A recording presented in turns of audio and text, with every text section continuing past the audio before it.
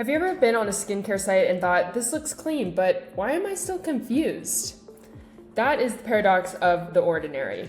Minimalist design, cult favorite products, and almost a clinical approach to skincare. Does that simplicity actually convert? But does all of that simplicity actually convert? Today we're breaking down what the ordinary gets right and what it's leaving on the table in terms of its online presence and ads. So we'll go through their website, their top products, and their Google and Meta ads to take a deeper look. So let's jump in. All right, let's start with the homepage of the ordinary, which is on right, which is what I'm on right now. As you can see, it's got a lot of really cool dynamic effects. It's kind of like got this video background that I really like. It's got a ton of really beautiful product photos. So the image that I'm kind of stuck on though is it has a lot of good information in terms of the science behind the skincare, but it's difficult for me to understand what this will actually benefit me with and sort of what these actual ingredients are. I'm not a skincare expert, and I know a lot of people look for particular ingredients, but I can imagine if you were a first-time user or a first-time skincare user, it might be a little bit difficult. I do like that they have this common concerns breakdown though, so it does kind of pinpoint, maybe I have, some red spots or stuff like that. So I do like that they have that. I wish they would tag that though on some of these actual things here, because I'm like, I don't know what visible regeneration means. Does that mean my skin's gonna regenerate? I have no idea. I do like that they have a guide here so that we can go through and kind of look at the different products and the guides around that. And then they definitely talk a lot about how they are clean, natural products, and that you're not putting anything in your body or on your body that is questionable. So that's really cool. Here, as you can see, the aesthetic is pretty consistent across the entire website. So let's look at their bestsellers. We're gonna bring up this hyaluronic acid 2%. And first thing I see is the aesthetic carries through. I like that they have some reviews here. It's got an interesting sort of toggle going on. And of course their price point is kind of insane. It's amazing. As we scroll down, you can see it in action. I kind of wish they would have put this up bigger though, so you can really see what people are saying. I think that's a really big selling point when people buy products nowadays. And then they do show some testing, some clinical trial sort of information.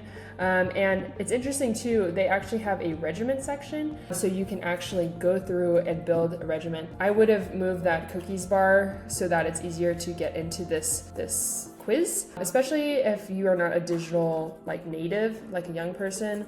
Maybe it might be difficult to figure out how to find that. All right, what wasn't shown earlier too is that they did have a pop-up, which was great, that showed a little discount that you could get. I do like that they have this kind of flashing call-out bar. And then they also have some other brands here. I'm not super familiar with these brands, so I'm curious why they included this. And I feel like if they were to make this a little bit more evident of what exactly we're getting here, that would be great, because it is a little bit my curiosity's piqued, but I'm also like, why is this here? All right, so overall, I feel like they could be doing some additional updates with, really distinguishing what each piece of skincare does. They have a little guide there, but I think they could emphasize that a little bit more. And then also making some of the call to actions a little bit more evident, especially in terms of accessibility and working with different kinds of users, making it more prevalent and easy to access or see could be helpful as well.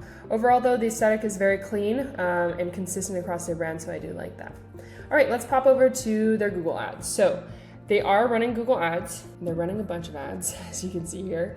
Something that I am noticing here is that, again, it kind of is focusing on just the product itself. So eye serums, face masks, things like that. And I wish they would have put this tackle under eye circles first. And maybe that's the way it's just popping up for me, but I do enjoy how they have some notices for what it will improve rather than just the product itself.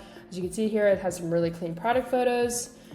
And then the only other thing I would add here is if they could add some more user-based content instead of the product-based content, get some UGC in there to make it more personal. All right, for Meta ads, they are running Meta ads as well. Got the very cute millennial Gen Z vibe going here. They have some UGC going on here, or I think it's some UGC. It's cute though. And I do like the different angles and the different skin tones that they use throughout. So I think this is a really good example of having a diverse set of ads running for your products and making sure that you show people of all backgrounds, genders, and skin tones. They also have some before and afters, so very nice. All right, so overall, I think The Ordinary does a really good job with making sure that their brand stays very consistent, and they seem to know their target demographic, which is like this younger, kind of hip, health-conscious millennial or Gen Z, maybe even Gen X. So I do like that their branding is very consistent across the board. I would make it a little bit more accessible on their website so that you can see, you know, the different people that use their product on the product pages, the clear call to actions, and then of course distinguishing what some of these very complicated sounding products actually do for your body. Overall though, I like what they're doing here. So if you're interested in hearing more brand audits, we do these every week, so please subscribe. And if you are a brand that would like to get audited, please feel free to message or leave a comment down below, and we will look into your brand. All right, until next time.